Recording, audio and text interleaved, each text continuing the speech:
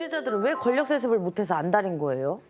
이건 왜 그러냐 하면 독재를 한다라는 거에 한번 내면 심리를 보죠. 네. 권력욕이라는 것도 있지만 왜 권력욕을 가질까요?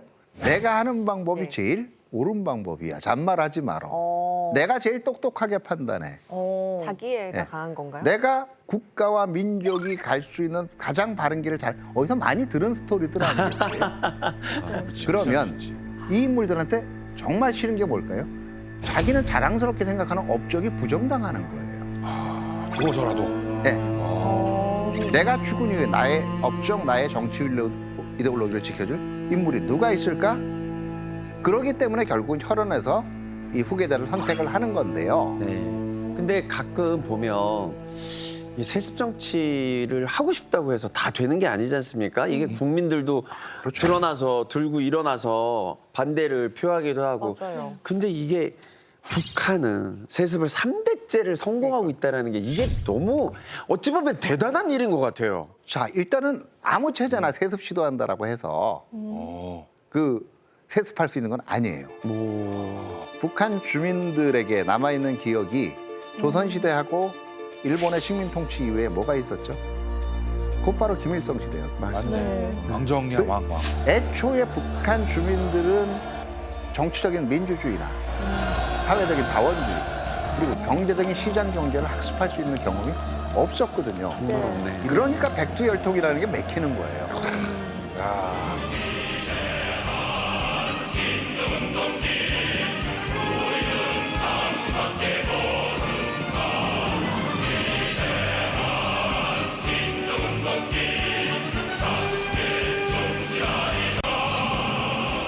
아니, 그런데 저도요, TV로 보면서 옛날에 이제 김정은으로 넘어가던 시절에 외국에서 유학을 했다고 그러니까, 잠깐, 이 사람은 조금 그래도 깨어있거나 해서 뭐가 좀 달라지지 않을까 혹시나 했는데 역시나 올라가고 예, 예. 지금 여기까지 와버렸는데 결국 그러면 이 사람도 4대 세습까지 이제 넘어가게 되는 건 아닐까?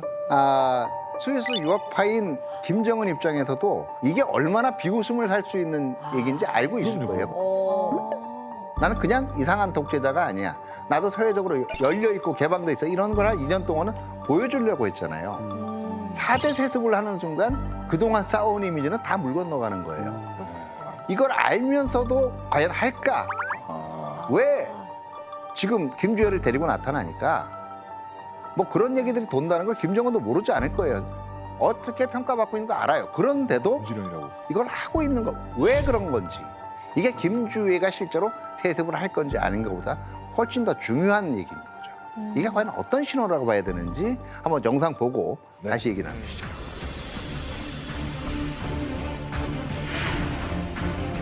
유빈이 나이.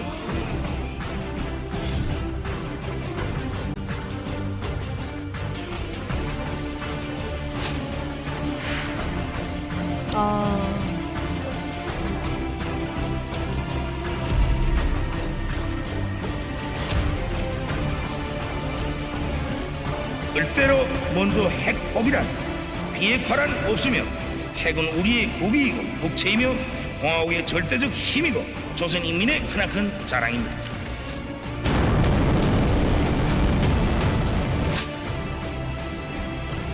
우와. 매매매. 어머나.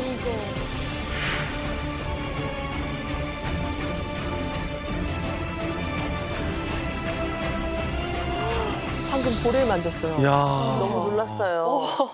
야, 저럴 땐 그냥 동네 아저씨 같다. 그런 이미지 보여주려고 그러는 우와. 건가 진짜? 친근한 나도 그런 게 있다. 이런 이미지 보여주려고 일부러 그런 거 아닐까? 그러니까 한쪽에서 이렇게 딸을 등장시켜서 이목을 집중시키고 이걸 보면 이게 4대 세습이 아닐 수도 있다고 말씀하셨지만 이거는 누가 봐도 약간 4대로 가는 이런 행보로 볼 수밖에 없지 않을까. 아, 북한이 4대 세습하지 말라는 법이 없습니다.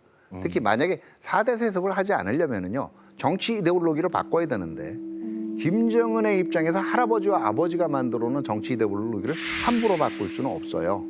그러면 지금 체제 내에서도 세습하는 게 맞아요.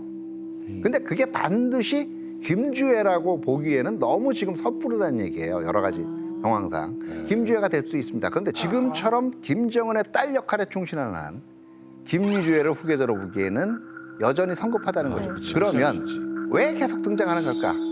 여기 여러 가지 추측이 있어요. 하나는 여러분들 옛날에 김여정 후계설도 돌지 않았나요? 맞아. 우리한테 그 독한 말 할 때 전면에 서고. 네. 남조선 꽃들이 삐라와 화폐, 노절한 서책자, 물건짝들을 우리 지역에 들이미는 노름을 하고 있는 것은 반인륜적인 범죄입니다.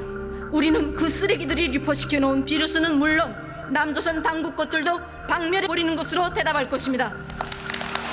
이런 친구를 견제하는 가장 좋은 방법은요.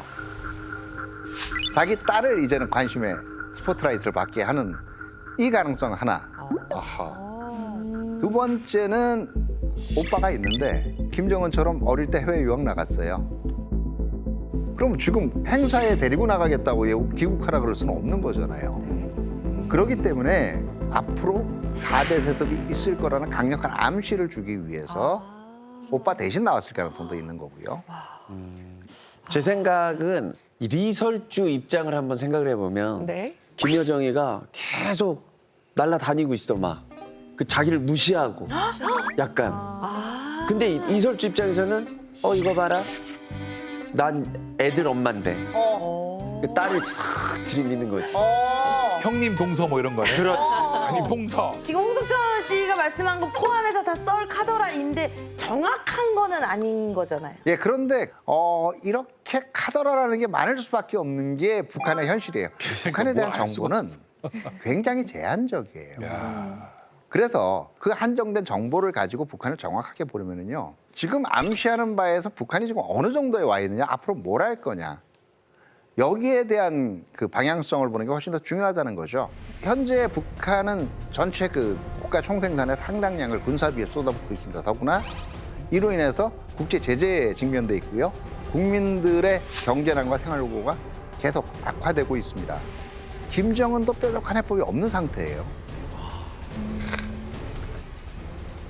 그리고 또 하나는 여러분들 혹시 북한 용어 중에서 가두 여성이라는 용어 들어보셨어요? 가두 여성. 가두 여성. 가두? 가두? 가두 여성. 어딜 가도 여성들이 많다. 가두. 정답!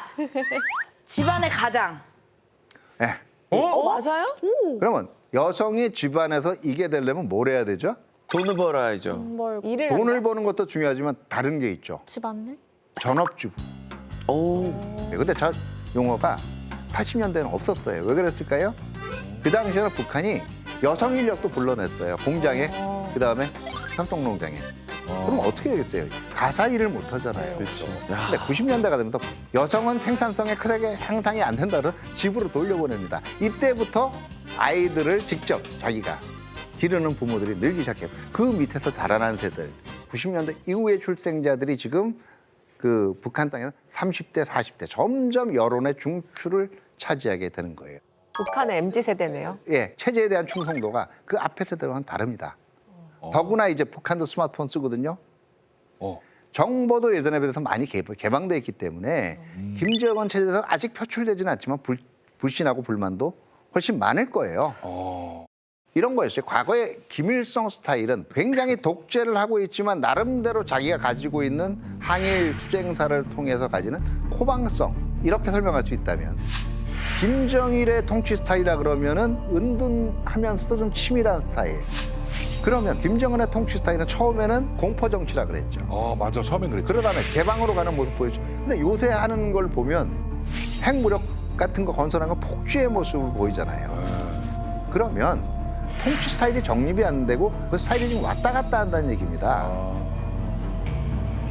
이 과정에서 등장한 것이 바로 어린 딸 김주혜입니다. 아하. 자, 우리가 김주혜가 어떤 장소에서 주로 등장? 아까 말씀했잖아요. 애들이 나타나기는 좀 이상한 자리다. 네. 어디였죠? 핵실험. 실험장. 그렇죠. 군사 뭐 이런 거. 열병식. 이건 왜 그러냐 하면 북한에게서 핵은 모든 문제를 해결해주고 북한의 우월성을 보장할 수 있는 만능의 보금. 우리 젊은 세대들이 그래서 한 방입니다.